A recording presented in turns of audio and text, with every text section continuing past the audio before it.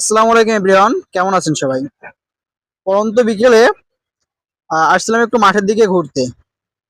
তো মাঠে দেখছি যে খাল খনন করা হচ্ছে বা ঘের। তো এখানে দেখতে পাচ্ছেন যে মাটি কাটা মেশিন মাটি কাটছে, এই দানব আকৃতির এই মেশিনটি মানুষের খরচ, শ্রম, সময় সবকিছুই বাঁচিয়ে দিয়েছে। যেখানে আগে মাটি কাটতে মানুষের প্রয়োজন হতো, প্রচুর টাকা খরচ করতে হতো এবং অনেক সময় লাগতো। তো সেই কাজটাকে এই দানব আকৃতির মেশিনটি খুবই কমিয়ে দিয়েছে।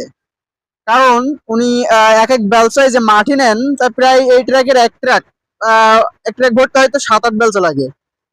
আর যদি শ্রম দিয়ে বা জোন নিয়ে ভরাট করতে হতো তাহলে হয়তো আধা ঘন্টা 1-2 ঘন্টা হয়ে যেত।